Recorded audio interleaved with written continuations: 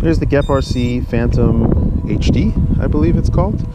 And it's 130 grams all up weight with a 3S 450 milliamp battery, which I think is the right battery to have on the thing. It has 1105 5000 kV motors on 2.5 inch props, and it's got a Vista in there. And this is actually the new software, a new firmware on the Nebula cam. So let's see how that performs. We haven't flown the new Nebula cam yet either. And let's get it recording. All right, so first flight, and this one actually has beta flight 3.5.7 on it, and I'll tell you why that is in a little bit. But let's talk about the overall quad and everything about the quad. So it flies great, it flies totally fine. It doesn't fly as good as it could fly, but it flies totally fine. And you'll see me flying around this area. This is the very first flight on this thing, and even before I flew it, I knew it was gonna fly totally fine because I've flown the previous Phantom, the analog Phantom.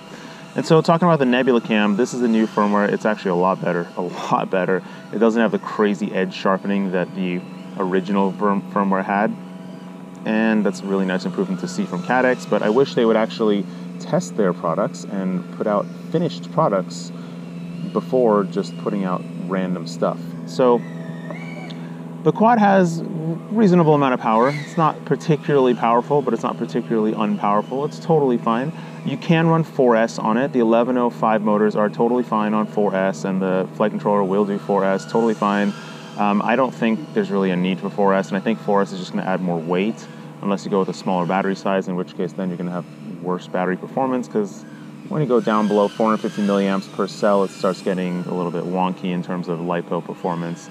And you can hear the noise. The noise is definitely not that quiet. I'm not really bothering anybody around me, but it's not really the quietest. I don't really feel comfortable flying it around a park with other people around, so it's not really intended for that. But let's talk about the control and the overall flight performance, because that's really what I'm personally most interested in. So this thing is a 2.5 inch prop quad, and it weighs 130 grams. It has the battery on top, and that's usually a good combination. That's usually what we want. We usually want to have a battery on top, but the thing is that when you go down in prop size, you need to be a lot more careful about the overall weight distribution of the quad.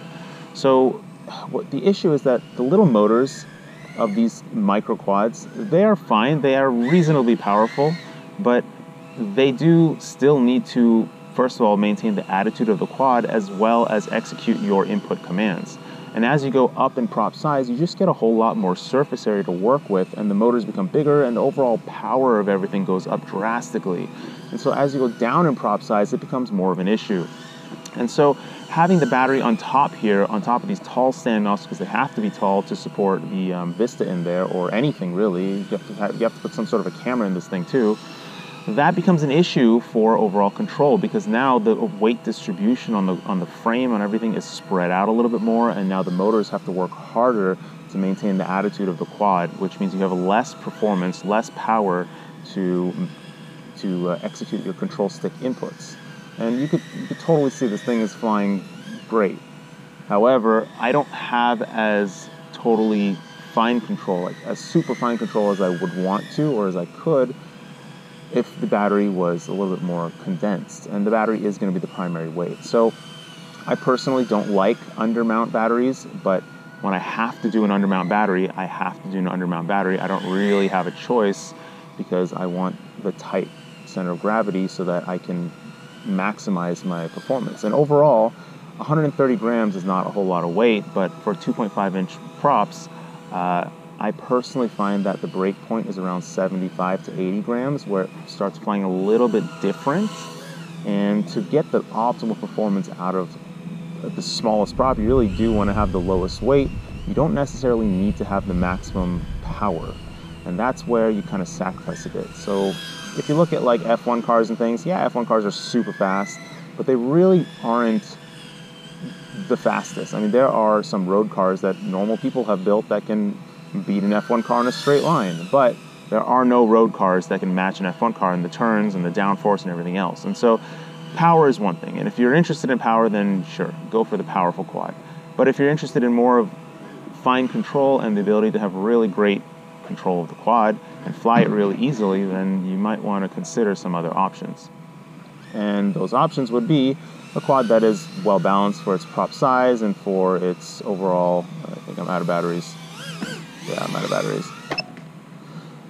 Overall stature of the quad and the parts that are used to build the quad. So 2.5-inch props are totally fine for this quad. However, if it had 3-inch props with the same position of the battery, it wouldn't be a whole lot bigger, and it would perform considerably better than it does with these 2.5-inch props. But if you're looking for something that's small and tight and is HD on board, then this is a totally suitable performer.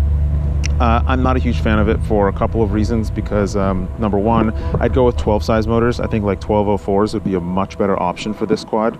You'd have much more control of the props and the lower half of the throttle. You'd have better torque across the range based on the testing that I've done recently, and the bench tests actually that I've looked at recently across various different motor sizes and prop sizes. You would have better control across the whole range of the RPM if you went to a 12 size motor. So I do think that 1204 would be a way better option for this particular quad, and I do wish they would have used that size motor because it would make it better. And the battery on top, it's going to be better with the battery underneath. Definitely, I'm pretty darn sure of that, because it would just be tighter. I've tested it on the previous Phantom. I didn't get a chance to test it on this one because I just don't care enough to do that right now, because I've done plenty of it in the past. Otherwise, let's talk about the control board and overall control boards in general and the issues with everything in our industry. So the reliability of components is the number one thing that irks me about everything in this industry.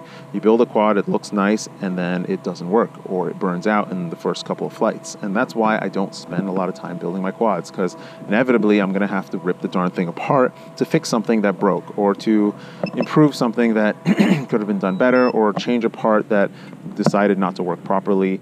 And I don't like that, so I don't build them really nice. And so we at FPVCycle, we've been producing some things and doing some really custom work for the various platforms that we intend on producing. And producing really reliable components is like paramount importance to me and us, because it's really impossible to do anything well without really reliable components. So the 1S boards that were recently coming out, we are working on improving them. They're pretty good already, but we're working on improving them more, and we're going to start using them in ready-to-fly products. And we're working on a whoop board for larger size quads, as well as larger size things in general. And moving forward, that's really going to be our strategy, and our goal is to just get really reliable components, improve flight performance, improve flight characteristics with all the knowledge that we've gained from testing everything under the sun in the real world and looking at bench tests, and then just move things forward in that direction. So I hope this was informational, educational. I hope you floss your teeth. Yeah, floss your teeth, because it's very important. And take care. Bye-bye.